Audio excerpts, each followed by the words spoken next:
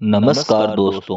राहु को ज्योतिष शास्त्र में बहुत ही प्रभावी ग्रह माना जाता है, जो कि छाया ग्रह भी कहलाता है। आमतौर पर ज्योतिषी इसे शनि की छाया के तौर पर देखते हैं। वैसे तो ये नैसर्गिक रूप से पापी ग्रह है, लेकिन समुद्र मंथन से निकले अमृत को पी लेने से इसमें दैत्य के गुण भी आ गए। इसलिए राहु रोजमर्रा के बुरे कामों का फल देता है। इसी कारण राहु से पुनर्जन्म का भी विचार किया जाता है। आप किसी भी तरह से गंदगी फैला रहे हो तो आपको सावधान हो जाना चाहिए। इधर उधर कचरा फेंकने वाले, जर्दा पान मसाला थूकने वाले और मल मूत्र विसर्जन करने वाले लोगों को राहु जरूर सजा देता है। राहु के अशुभ प्रभाव के चलते बीमारियां होने लगती है, आर्थिक हानि और मान सम्मान में कमी आने लगती है। इसलिए अशुभ प्रभाव से बचना है तो गंदगी न फैलाए तथा खाना जूठा छोड़ने पर राहु का अशुभ असर मिलना तय है, क्योंकि जूठन को साफ करने में सफाई कर्मी को ज्यादा काम करना पड़ेगा तथा ऐसे भोजन को कुत्ता, सुअर, गाय, बैल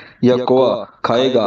इस कारण जूठा छोड़े गए भोजन को खाने के लिए फिर किसी जीव के रूप में जन्म लेना पड़ता है। यदि इस तरह की गलतियां करते आ रहे हैं तो पश्चाताप के लिए किसी भी धर्मस्थल, मैदान या शमशान की सफाई में मदद करें तथा इसी तरह सफाई कर्मियों को सफाई में काम आने वाला सम्मान दिला सकते हैं और खाना जूठा न छोड़ने का प्रयास करें तथा इसका प्रचार भी करें। वह जरूरतमंद लोगों को खाना दान करें। माना जाता है कि राहु की गणना सूर्य और चंद्र के आधार पर की जाती है। अगर सूर्य प्राण है तो चंद्रमा मन है। राहु इसी मन और प्राण का रहस्य है तथा राहु का सहयोगी केतु मुक्ति के मोक्ष का द्वार खोल सकता है। यह जीवन के तमाम ज्ञात और अज्ञात रहस्यों को खोल सकता है। अतः इसे रहस्यमय ग्रह भी कहते हैं। पूर्व जन्म से किस तरह के कर्म और संस्कार आप लेकर के आए हैं और जीवन पर उसका क्या प्रभाव होगा, यह बात कुंडली में राहु के अध्ययन से जानी जा सकती है। राहु का पूर्व जन्म और वर्तमान जन्म का संबंध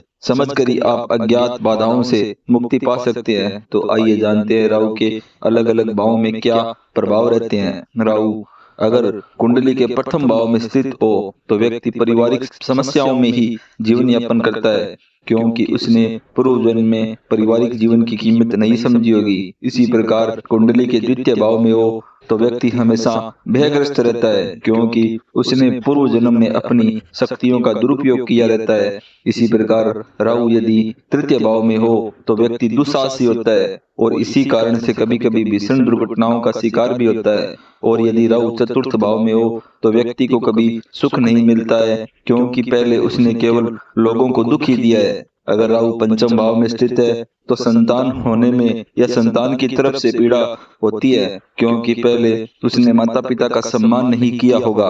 और यदि छठे भाव का राहु है तो व्यक्ति को खूब संपन्न बनाता है, क्योंकि व्यक्ति ने पूर्व जन्म में काफी धर्म कर्म और दान किया है। इसी प्रकार अगर राहु सप्तम भाव में हो तो व्यक्ति को जीवन में काफी उतार चढ़ाव का सामना करना पड़ता है, क्योंकि उसने पूर्व जन्म में धन और संपत्ति की कीमत नहीं समझी होगी। और यदि राहु अष्टम भाव में स्थित है तो व्यक्ति को किसी विशेष उद्देश्य के लिए जन्म लिया होगा जो पूर्व जन्म से बाकी है। आमतौर पर ऐसे लोगों का जन्म और मृत्यु आकस्मिक ही हो जाता है। इसी प्रकार यदि राहु नवम भाव में हो तो व्यक्ति धर्म भ्रष्ट होता है, भाग्य साथ नहीं देता है, क्योंकि पहले उसने धर्म का पालन नहीं किया होगा और समाज के लिए समस्याएं पैदा की होगी। और अगर दशम का राहु है तो व्यक्ति को ऊंचाइयों पर पहुंचाता है, परंतु पारिवारिक सुख नहीं देता है, क्योंकि इन्होंने केवल पद प्रतिष्ठा की कामना की होगी, अन्य किसी भी चीज की नहीं। और यदि एकादश भाव में राहु हो तो व्यक्ति को वैराग्य की ओर ले जाता है